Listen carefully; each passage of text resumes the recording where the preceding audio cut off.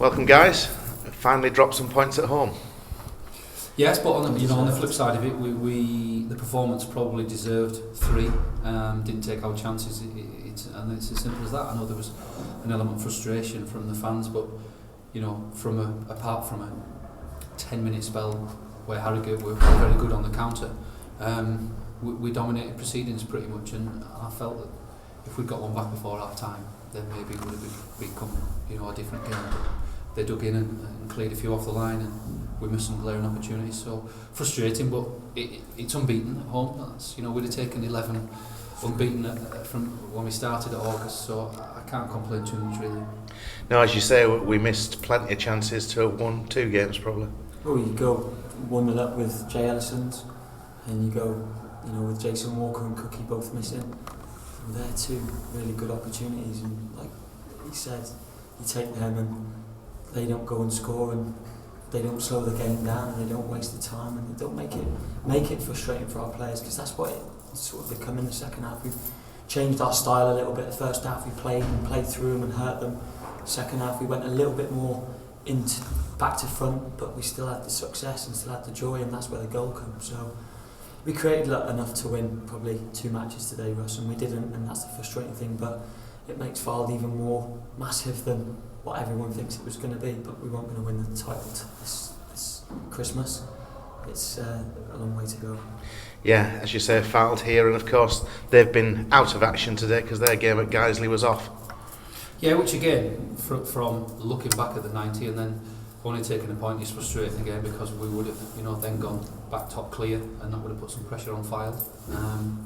But it will be more so, as Alex says, throughout the season now. We just need to make sure that these next 2 games we remain unbeaten, and then we'll look to push from there. So it's still all to play for all teams. Guiseley and Fylde have got a huge game when they play each other at some point, January or February, and again, I don't think that'll be a title decider then. It'll go right to the death, looking at how strong the 3 teams are.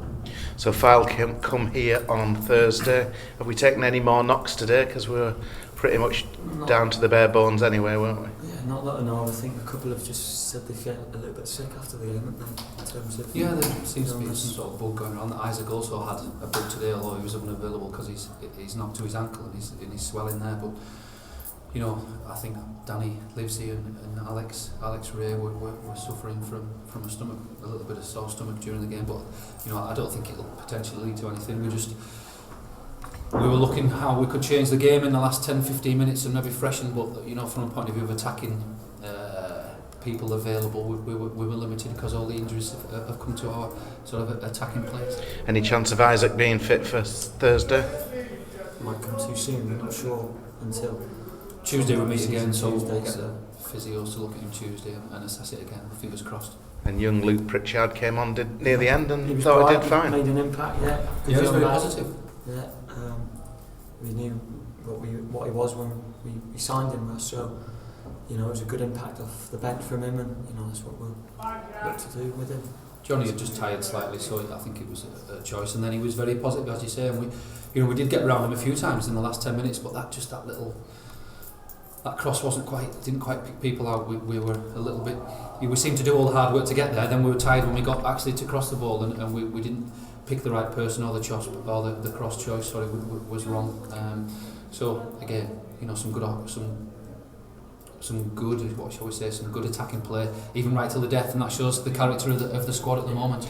Yeah, good character to come back and get the equaliser so late. We believed as a team, we believed, and that's the biggest thing. And Cookie all of a sudden on a bit of a roll again after a barren spell. I think he scored something like 3 on the trot. Yeah, but that's what strikers do, isn't it? They have that up and down the league. You see that all the time.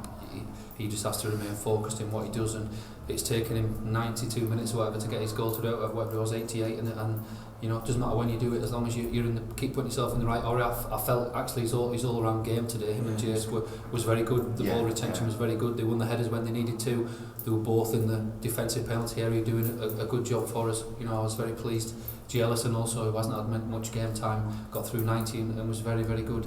Just he's disappointed he didn't do better with his chance, but I think if we look back at it, maybe just rose off the turf as he was striking it.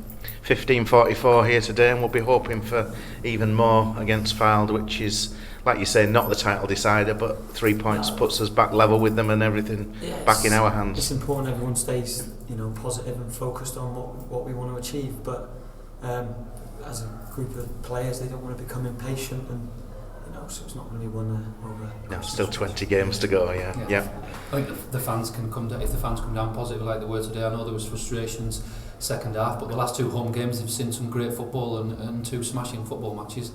Let's hope if we can top 1600, then they'll get right behind the team and we can, get a little bit of revenge over them. Yeah, thank you very much, guys. Cheers, Thank you.